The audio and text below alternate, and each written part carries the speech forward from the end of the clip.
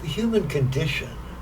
This is a persuasive concept, and I think most of us would accept it on some level if it were explained to us. The idea that the human condition is the same no matter where you go.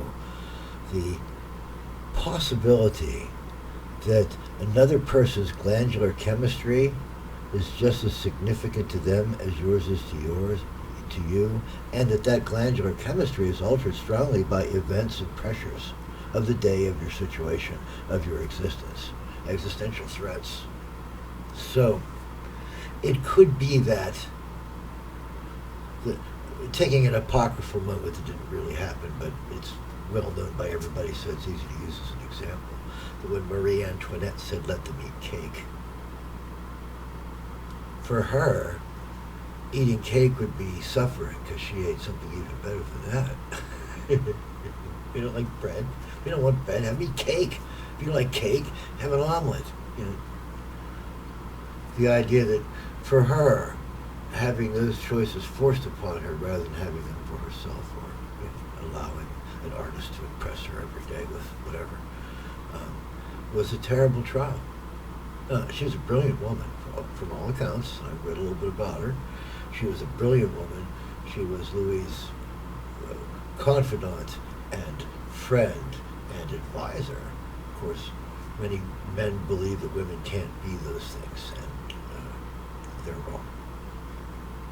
Those men are wrong. Of course they can't. Women are half the human race, half the artifice, half the intelligence. If you don't get that, it's okay. Not everybody's cut out to be an Einstein, a Yuri Gilman, a Mary Seacole. That girl that made sure that all the Mercury and Gemini and Apollo astronauts got back safely by calculating the changes herself in her head. Oh, yeah, I wish I remembered your name, man, but God bless you every second of every day until you're full of blessings. So anyway, so the human condition says that moment where Marie Antoinette felt like, well, if it's a matter of what your dietary requirement is, just eat this instead, And she was in that moment, the people were like, we have nothing to eat now. That's the essential disconnect. But it's also an example of the human condition. The people starving were undergoing existential crisis. The woman that was being pressured over this was also undergoing existential crisis. According to the precept of the human condition, each person's glandular chemistry felt the same at that moment. To Marie, this was the most terrible threat she'd ever endured.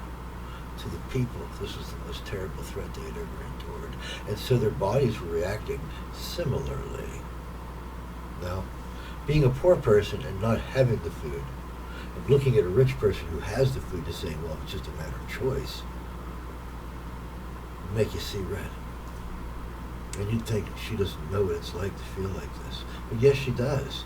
She hasn't experienced your way of triggering it.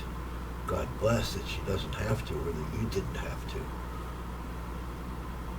But her crises are just as valid to her, chemically just as valid to her body, her histology, as your travails are to you. So this is called the human condition. It means that the worst tragedy that happens to me affects me just as strongly as the worst tragedy that happens to you. And that our tragedies aren't interchangeable until they are. And then those balances change. That's the human condition. The human condition is the essential story of H.G. Wells's The Time Machine, I think it was, right? The Morlocks and the Sunlight People, the rulers. Each side had terrible stresses. The people in the sunlight were so bored. They have everything. What can you do to engage you? You can do anything, and that makes you suffused. It's hard to think of what to do next. It's a struggle just to exist, even though you have everything. And so for you, that's an existential crisis. What do I do next? What is my next amusement? What is my next divertisement? Whereas to the Morlocks, struggling underneath and dying in their thousands every day to maintain the machinery that keeps the elite happy, however they are undergoing existential threats of another sort, physical threats to their continued existence. It's a big difference if we were looking at it in retrospect. But if we were in the minds of the individuals involved, we would feel rather the same. Hopeless, unutterable sadness, the certainty that your life doesn't matter, that you are not significant. And that these things are, to a certain extent, exchangeable as far as the intensity of the emotional, the physical, chemical reactions of the body that undergoes them. Because your body doesn't know having a spear thrust at you, you think not having pretzels is a terrible thing, because pretzels is really what you look forward to lunch for. You wanted that pretzel. Now you can't have it. Why is the world unfair? And on the other hand, a person saying, oh my gosh, my life is about to end. I've now learned that I'm not immortal, that this is going to end, that this might be it. Did I do anything worthwhile? That these two crises are similar to the body. Strange, isn't it? Now, once the person who would rather have an Oreo than a vanilla wafer and can only have oatmeal cookies, once that person then has a situation where somebody's sticking a spear at them, they learn that there is a priority scale of these things. And there already was for them in what they knew. The same with the person that was used to having a spear stuck at him. When he was finally in that situation where he had a choice between cookies and today you can't, you can only eat oatmeal. He'd be stuffing his face in oatmeal saying, I've gone home, cookie, Mom, I hate these things, oh, thank you. So, now, the fact that there is an inarguable scale that our legal system has created for things, that this is worse than that this is worse than that this is the worst thing you can do, has a tendency to blur through that. So we say, well, entitled people don't feel our stresses, and so their stresses are not relevant or valid. They're children playing. They don't understand the real stresses and pressures of life, and lack of opportunity. But in their minds, in their hearts, in their lives, these are the stresses that they know, and they are as affected as strongly by them as we are affected by our stresses, that what we consider to be existential threats, in other words, things that will kill us, may not be the things that the elite, that the entitled believe are existential threats. For them it might be points in a stock market investment. Don't know. It might be my kid learned that this one lawyer is a specialist at, chiseling money out of people. Right? My third ex-wife is now hired an assassin because I deserve it. Whatever the point is. So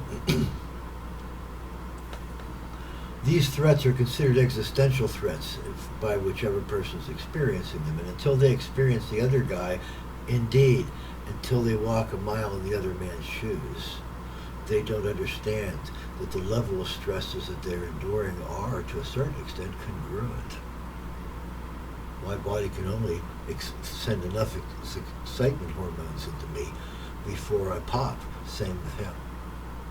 And it doesn't matter if his excitement hormones come because he just stumbled into a piranha-filled pool, and mine come from dodging a car at an intersection. Today was the moment when a producer was going to look at my songs and my computer crashed. Today was that moment, and now, So, in a way, you can look at it as though these situations are analogous to one another. They certainly aren't equal, but they're analogous to one another. There is a congruity between them, not an equality. So that's the concept of the human condition, that I can't feel your pain, but I can feel my own pain. That probably can be stretched into an inference that if we share a pain, we understand each other better. But that is not the only way to understand others. I'm going to leave with the idea that in what might be the fourth most popular cartoon series ever, and I mean worldwide, I don't mean in America, is the Naruto cartoon series. It's called anime these days, which is a French word meaning animated art. So, in Naruto, one of the climactic moments of the original Naruto is when this young man who's decided he's going to bring peace to his warring world comes up against a person that says, there can be no peace until you share my pain. And then he goes on to say, and even if you share my pain, that will only last a generation, maybe two.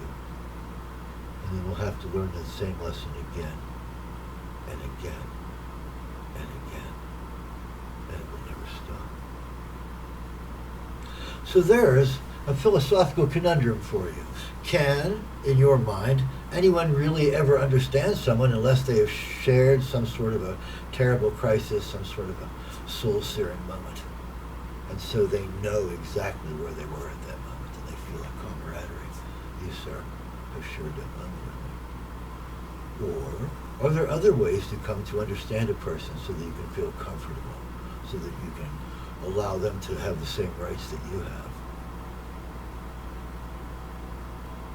The more experiences we share, certainly the better the chances that one of us might understand another, though situations might vary to the point where the message sent is not the one that we hoped would be sent.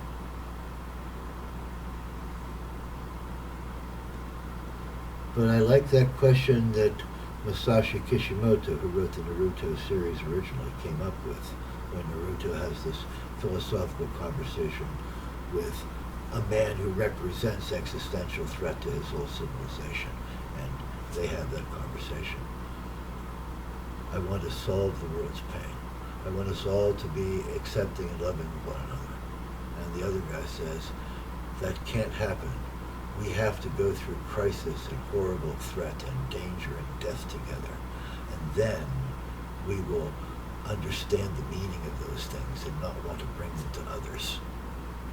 But it will only last a little while, and then it will come again. That successive lessons must be taught as successive generations rise and fall. What a thing for an old guy to think about, huh? Isn't it a lot nicer to think about, like, whatever is going on television? Because this stuff is like, whoa, where am I going with this? And of course, part of it is, this is my ongoing attempt to understand the universe. And I do it partly through concepts that have come to me from others, and the human condition is one of those. Well, Bill.